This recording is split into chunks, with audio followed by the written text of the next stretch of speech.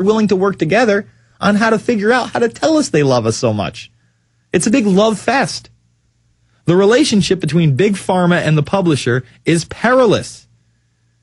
Any industry with a global revenue of $600 billion can afford to buy quite a lot of adverts. And pharmaceutical companies also buy glossy, expensive reprints of the trials it feels flattered by.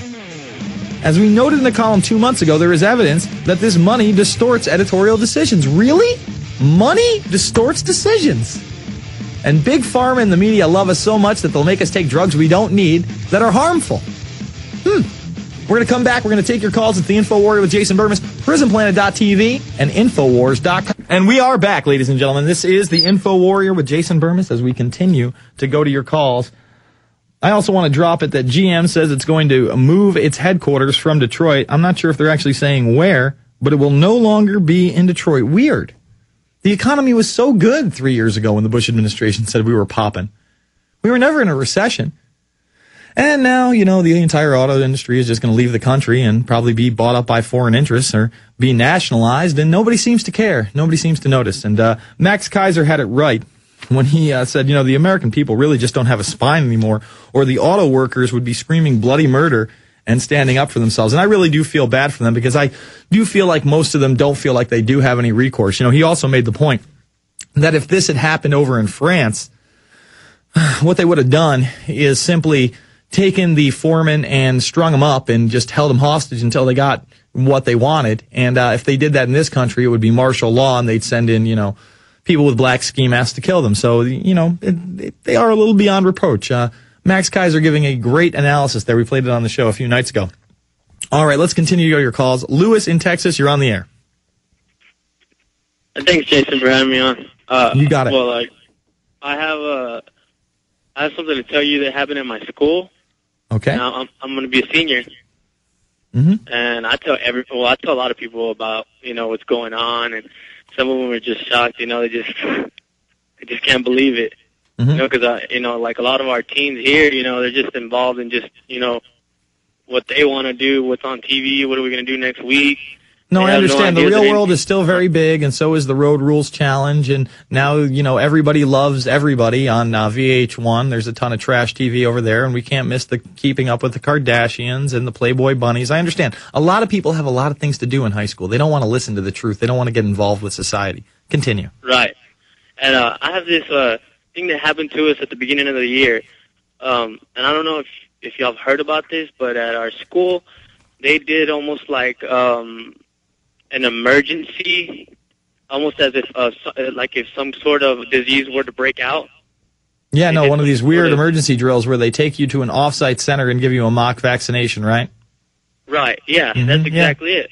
Mm-hmm. No, it's been going on for years. I remember when I was, washing dishes and making pizzas over at Repepe's. Big shout out to Repepe's in St. Johnsville. I overhear the wife of the guy that runs it, talking about how her kids just did this drill, and the kids, to her, sounded distressed, and she told them to calm down. This is something that you're going to need to do maybe in your lifetime. And what they did is they bussed him over to the local police station, which is about 20 miles out, where there would be your FEMA center.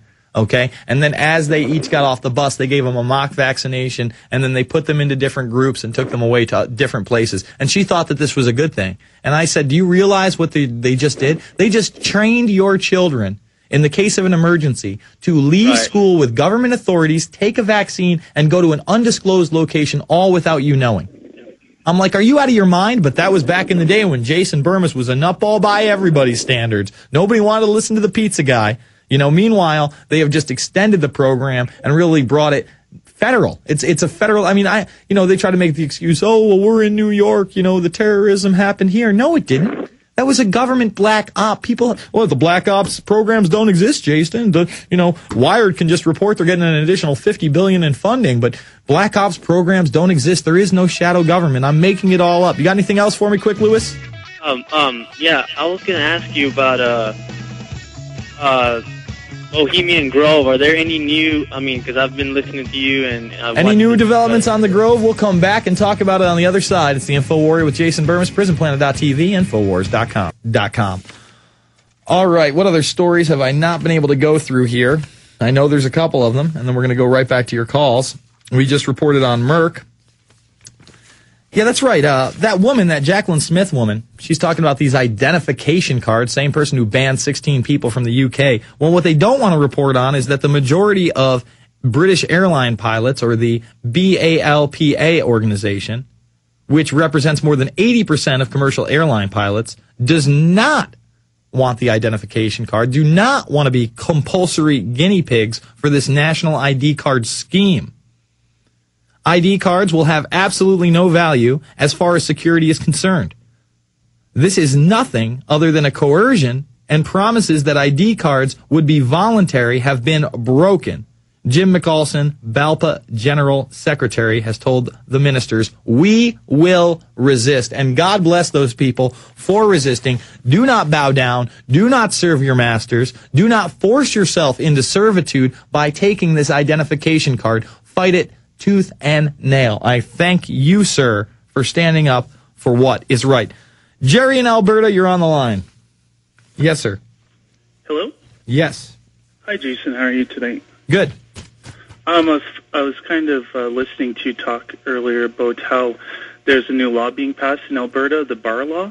Yeah, that is the bill number 42, where they want bar owners to be able to take all your identification if you go in, and then they can sell it off to whoever they want. And then it is integrated in this police system where the police can now just come in and take you out of the bar, hook, line, and sinker, for nothing. It doesn't matter. Okay, and you said the MLA in charge of that was Rob Anderson? This is true. Yeah, well, I drywalled his basement about a month and a half ago. Mm-hmm. So I was in his basement every day for a month. And I just want you to know that I blasted Infowars every day for a month in his basement. And I want you to also know that he received the Obama deception, loose change, terror storm, endgame. I've had lengthy discussion. He tried firing me. And you want to know what's funny, too? The electrician before me was there for about 2 weeks prior to me, and he's the one who actually helped me get the job, and he blasted Infowars every day for 2 weeks in his basement, too. Well, the guy's obviously aware of what he's doing. I mean, you don't propose Bill 42 without knowing that this is a police state draconian measure which further integrates this system of complete control. And you have no personal privacy anymore. You're not secure in your persons. You're not secure in your properties, all because we have to fight crime and terror. I thank you for the call, sir. Let's jump. One more thing? Well, yeah, go ahead. You're still on the line. Go ahead, Jerry. Okay. Yeah, there was a martial law drill in Millerville, which is southwest of Calgary, in January. There was also a martial law drill in Calgary about less than a month ago, and there's one in Medicine Hat. And at the same time, I talked to a city planner, and I don't know if you know how Calgary is designed, but all the communities are gated in. They're gated communities with one or two entrances in. So I talked to a city planner, and the city planner said that the reason that they're gated like this is so that if there was a pandemic or martial law, they can contain us within our communities. Yeah, it's called a makeshift FEMA center. You know, I mean, people don't understand. They will understand after this NLE09 exercise when they make these centers, but that's the whole thing. They will use military facilities, they will use hospitals, they will use sporting arenas, they will use apartment complexes, they will use whatever is necessary to put down the populace in the case of an insurrection. I thank you for the call, sir. Let's go to Casey in Georgia, or I'm sorry, Carrie in Georgia. You're on the line. Hey, it's Carrie, but I wanted to call. I'm on the YouTube channel now, and I'm looking at the most viewed, and I see that Fire Dog Lake is number 4, and they support the right-left paradigm, and they have all the copyrighted news stories on theirs, and you don't see anybody taking them down.